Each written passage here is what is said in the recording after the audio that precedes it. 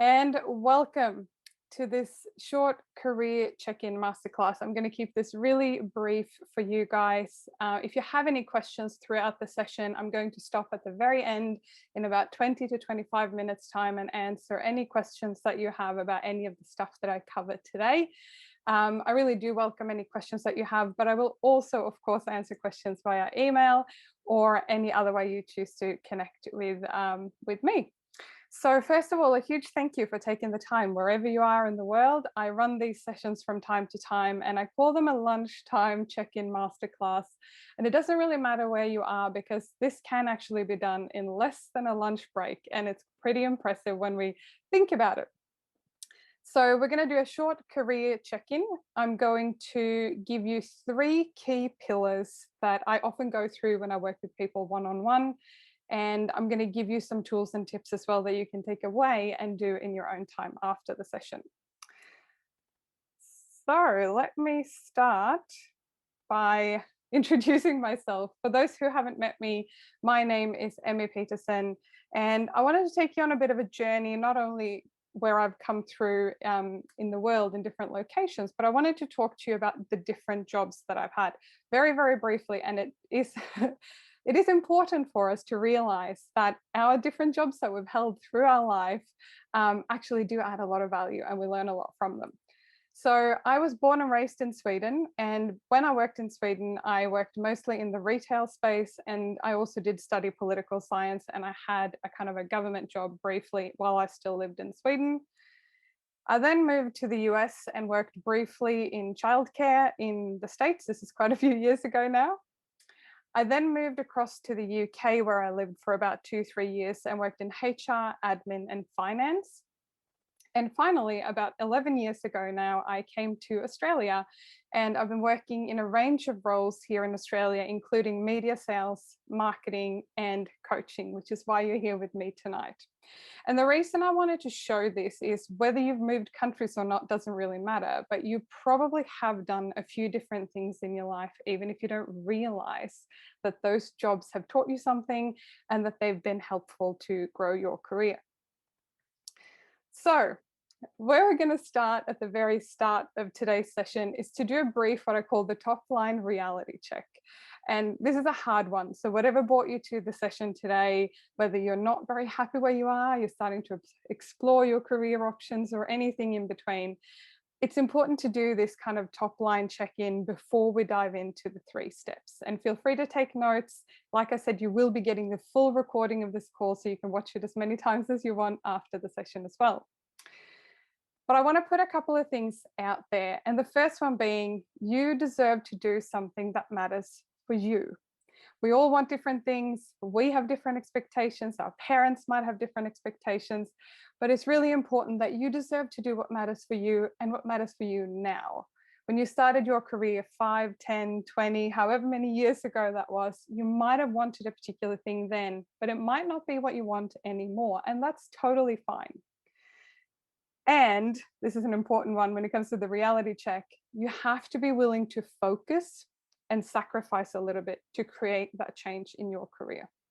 And we'll talk about 3 steps that you can follow right now if you want to create that for yourself. And before we dive into those 3 points, I wanted to talk to you about what I call the magic triangle. And this magic triangle is made up of 3 different elements to determine the right job, the perfect job, whatever that job is for you. And this is an important one to consider because a lot of people forget at least one of these 3 bits. So first of all, a job that suits you needs to be fun. And you might be chuckling now. If I thought back at a couple of jobs ago from what I'm doing right now, there were many times when things weren't that fun. You know, there was a lot of hard work, there's a lot of challenge, etc., but there wasn't a lot of fun. And let's face it, if there's no fun, if there's no joy, if there's no laughter, if there's not even a little bit like a really fun colleague or something at your work, you're going to really suffer in the end. There also needs to be challenge, and you may not be a person who is driven by challenge per se. Some people love and thrive when they're being challenged on a regular basis, but for a lot of us, it's actually a hard thing. But in reality, the difference between challenge and over pressurizing yourself is actually quite a big distinction. We need the challenge though, because what happens if we're not challenged, it means that things stay exactly the same. And then what happens is that it gets really comfortable and we feel really capable, which is fantastic. But at some point, we're going to start getting really bored. So if there's no challenge, you will get bored eventually in your role. And this is why you see a lot of people after 1 to 3 years in a particular job, a lot of people, especially in the corporate world, will either advance or move out because there's not enough challenge anymore. And finally, it's something that you have to be naturally good at. And I'm not saying that you shouldn't go ahead and, expand your skill set, learn another language, get really good at a particular software. But what you do need to understand is that we have certain skill sets. And if you're anything like me, you're mid-career, you're in your late 30s, 40s, maybe even 50s, if you're not good at it by now, it's probably not going to be something you have a natural tendency to do. It doesn't mean that you can't learn it, but it certainly does mean that you need to consider these 3 elements. So is it fun? Is it challenging? And is it something you're naturally good at? You can absolutely venture out and do something totally new and crazy just to learn something new or challenge yourself. But do remember that when we work to our natural strengths, for example, if you are naturally a really organized person, you will probably thrive more as long as it's also fun and challenging. Okay, so I'm going to take you now into the 3 steps I've put together for you today. And this is a method that I've been teaching for quite a while. And it is simply the 3 elements you need to check in on if you are seriously considering either fundamentally changing what you do altogether, or you're just really fed up with where you are right now. So a quick thing that you can do is to check in how you're feeling right now. And some people will tell me, well, it doesn't matter, Amy, I just want to work out how I can get to the next step. I want to work out how I get out of feeling the way I feel. But in reality, unless we can put a label, some kind of grading or something else on how you're feeling right now, you're going to keep repeating that same mistake in different roles. I've done it. I've seen it time and time again in other people that have been my clients as well, that we try to outrun that thing rather than sit down and just deal with how we feel. And I'll show you how to do that really, really practically and simply. So the best thing you can do is take stock of how you're feeling right now. And I'm going to show you a couple of questions. And even as I'm talking, in your mind's eye, think about these and grade yourself on a scale from 1 to 10, 1 being not great, 10 being fantastic or the highest part of the scale. So right now, when you're thinking about your career or your job, how are you feeling on a scale from 1 to 10 about either your career prospects, if you're not working right now, or your career satisfaction, if you're currently doing something? So just reflect on that. How are you feeling on a scale from 1 to 10 about your self-confidence? Now, your self-confidence is simply how capable and able you feel to do what you currently do for your work. So our confidence is our capacity, our skill set, or our comfort level with doing what we do and doing it well. So if you're fairly comfortable in your role and you've done it for a long time, you probably have a high level of self-confidence, but you may feel different about your self-esteem. So self-esteem is a bit different. It is how do you feel on a scale from 1 to 10 about yourself in general? It does impact our role, it does impact our work and our wider world. So if your self-esteem is low, so for example, if you feel that you're not really in a great place with yourself at the moment, you're not a great friend to yourself, or you're struggling because some circumstances happened in your life. So self-confidence and self-esteem are different yet similar. And it's really, really important to remember that when you reflect on where you're looking to go next. So take time in this stock take and reflect on this. And also think about this, and I like the power of 3. What are your biggest career-related challenges right now? And try to limit them to 3. Every now and then when I chat to someone who wants to come and join one of my programs, they go, everything's too hard, or everything's too difficult, or I don't like anything about my job, everything is kind of crap. And in reality, of course, we can feel like that sometimes. I have certainly felt like that at times in previous roles. But the important thing to remember is to focus what specifically is not sitting right. Is it how your manager is communicating with you?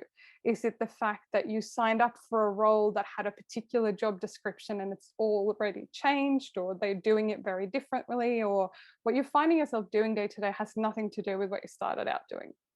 So try to get really specific. What are those three most challenging things for you right now? And if you don't have three, that's great. List one, list two, that's fine. But for many people, there's a lot of negatives often when they come to this point that you may be at in your career where they go, there's a whole lot of things I don't want. Well, what specifically seems to be the main challenge for you? So that's essentially the first bucket that I really recommend that you look at before you start thinking about how am I going to get out of this, or what am I going to be doing instead. You need to kind of get clear on what specifically about right now is bothering you the most. Cool? Awesome. Any questions, like I said, just pop them in the description box and we will definitely look at all your questions later on. So then let's look at our past. So the second step, when we've done that deep dive into how we're feeling right now about our career specifically, let's look back a little bit in our past. And I love this saying that, oh, Emmy, I can't change my career, or I can't do something fundamentally different because I would be starting from scratch. And I always say to people that even if you were to fundamentally move across and do something different, you're not starting from scratch. You got to where you are today, however old you are and however much experience you have right now, you are not starting from scratch. You never start from scratch. So, for example, consider things like, what jobs did you enjoy the most in your past and why? And let me give you an example here. So this doesn't have to be the dream job or the job that you were educated at university to do. This could be something that you really just enjoyed an element thereof. For example, I remember years and years ago, I worked at McDonald's. It was one of my very first jobs when I was 16. And I remember hosting the kids' parties at McDonald's. There was such a fun enjoyment in those specific things. Would I go back and work there again right now? Probably not. But there was an element of fun and playfulness in that. And I do kind of miss that sometimes in certain work that I do, that was a lot of fun. Much like years ago as well, probably 4 or 5 years ago now, I worked in a sporting event space, and I really enjoyed the sporting events and connecting with people on the event and having fun together and seeing them achieve a really cool sporting achievement for them. So when you look back at this question, don't go, oh, I don't have the perfect job in my past, so I couldn't possibly list something. But think about elements, because there are always parts of a job that I'm sure that you loved or liked a little bit. And the next question as well about your past, and this is a big telltale of where you should be going next, is who was the best leader or manager? Or there might be more than one person that pops into mind for you when you think about this. Who are the best leaders you had? What made them great? Did they understand the style of how to manage you? Were they very direct? Were they quite caring and careful, etc.? So think about this, because I always say to people, before you even go to a job interview, knowing this means that you will already know what to look out for when you are interviewing or looking for another opportunity.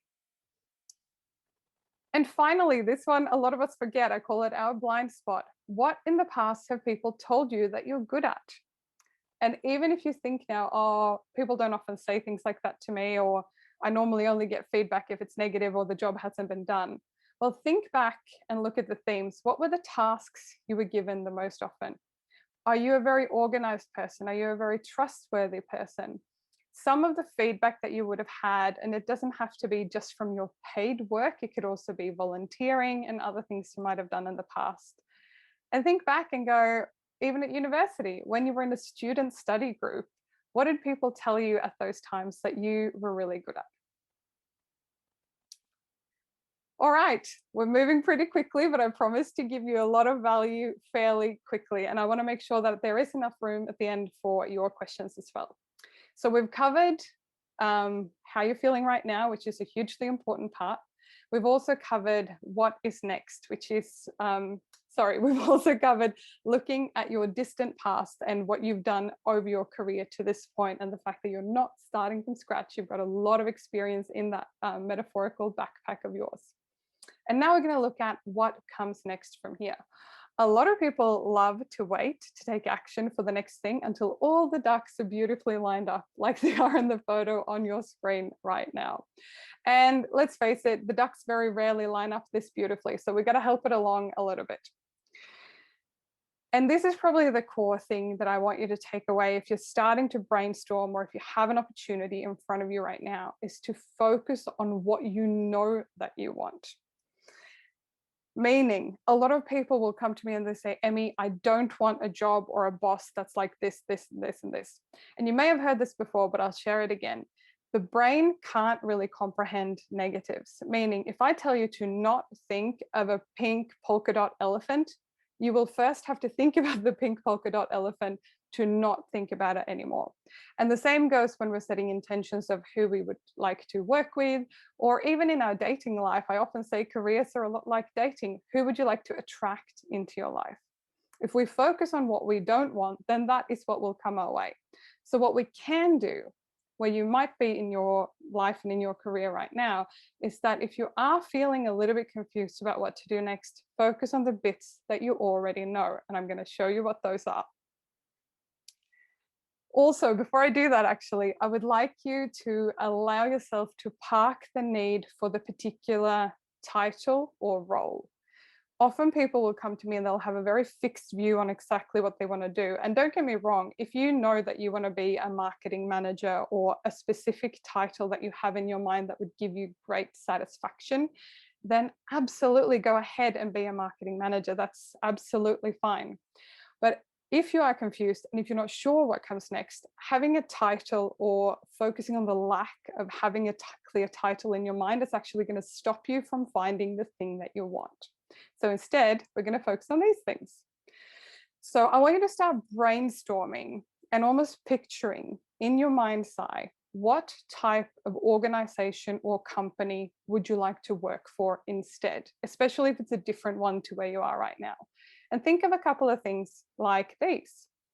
What kind of values would you like that organization to hold?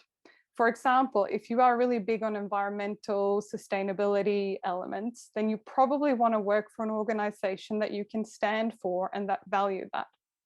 You might also really value family, hypothetically. And if you do, you might want an organization that really believes and values work-life balance.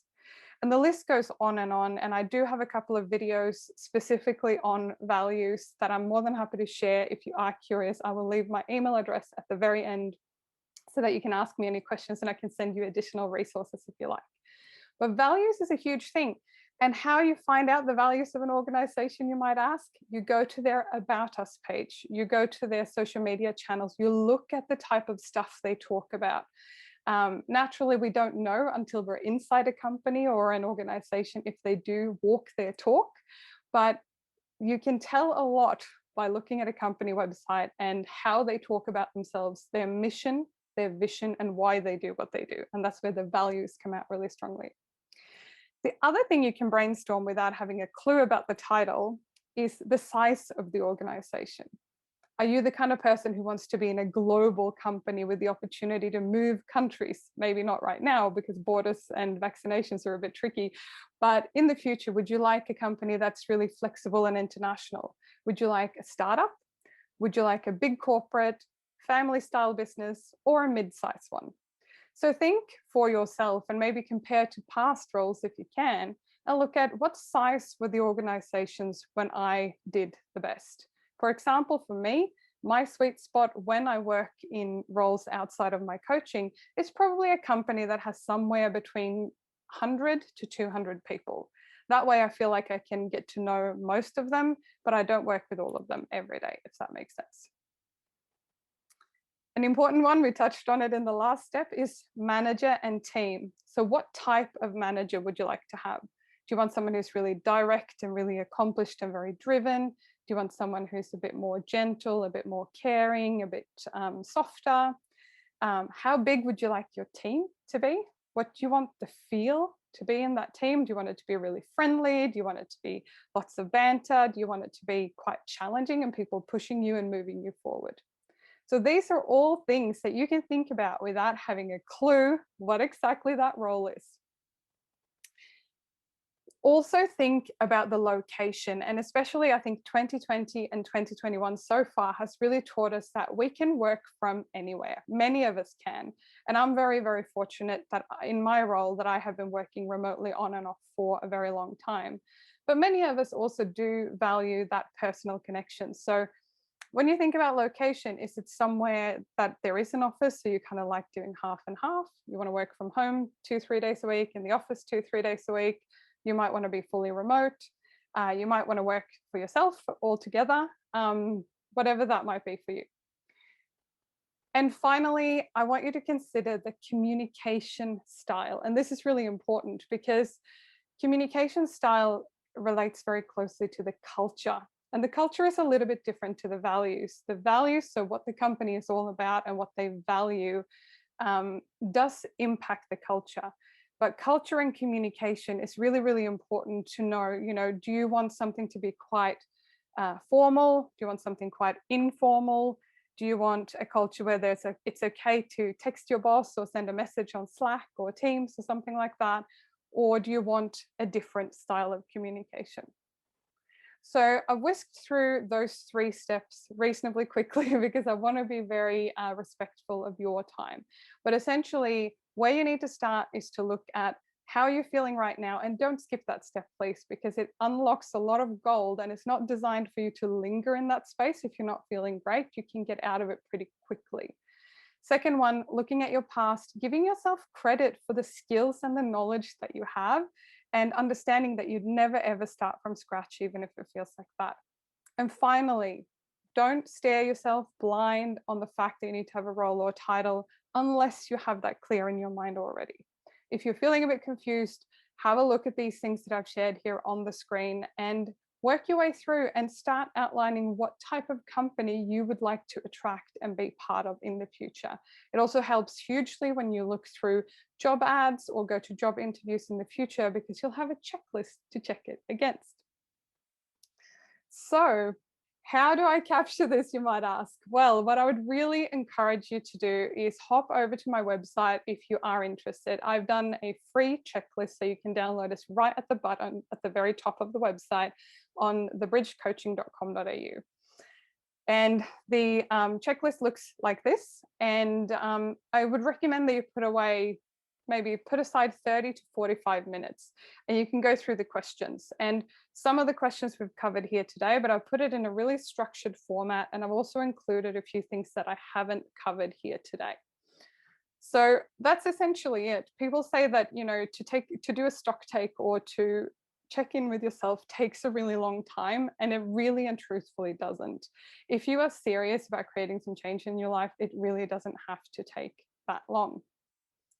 So before I hop over to questions, because I'm sure you might have some, I'm going to just share with you really quickly a special offer that I have available in June.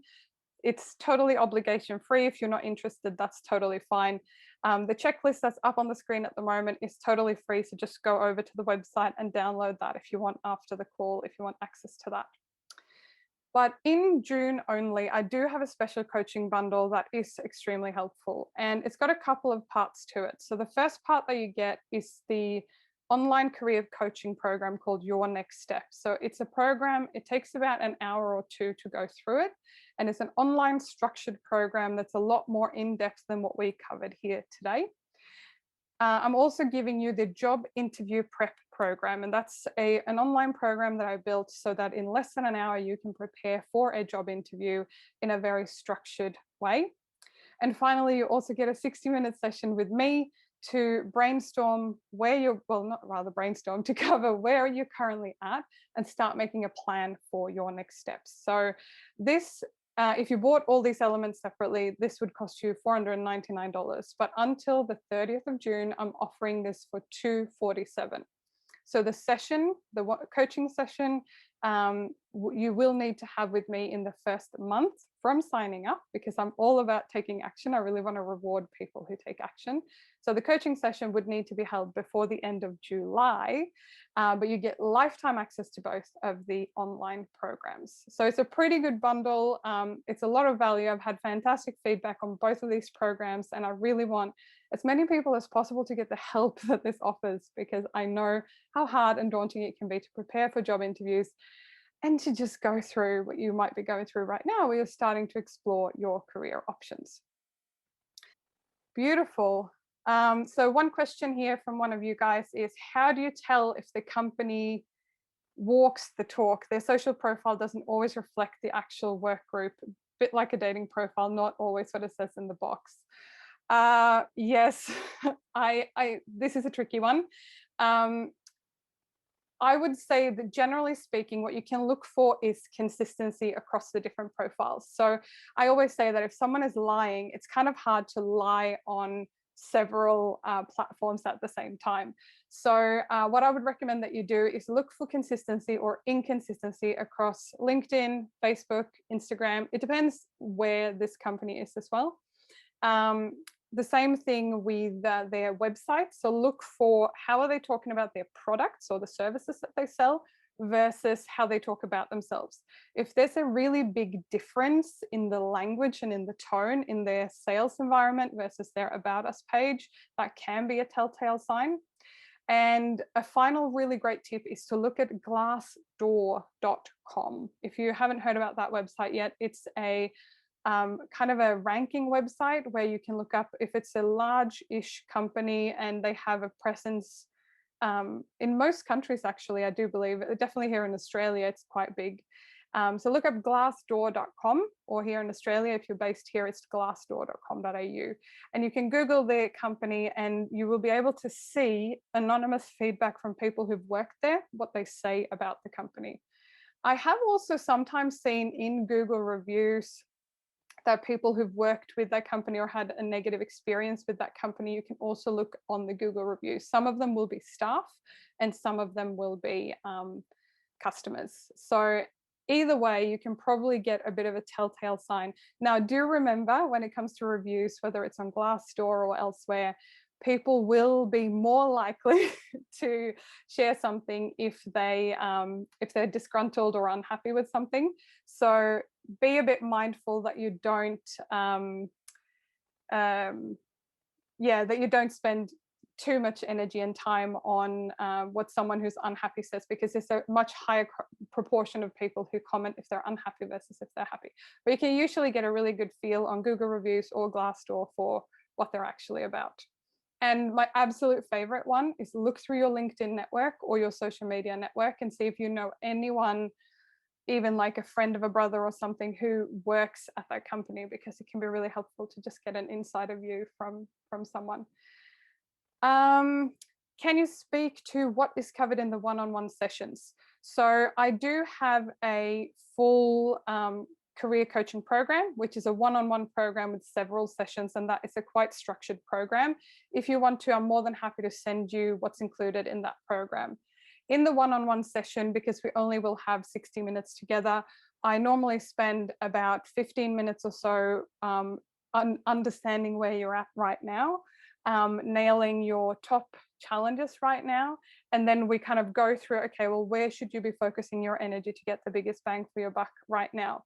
We can't solve the world in 60 minutes, but you can move the dial surprisingly much by working together for 60 minutes. And what I really do recommend as well to get the most out of that session is to start, if you were interested in taking up the bundle, if you do one of the one of the online courses first, and they don't take long to go through online, you'll come more equipped to that meeting, and you can get even more out of your 60-minute session.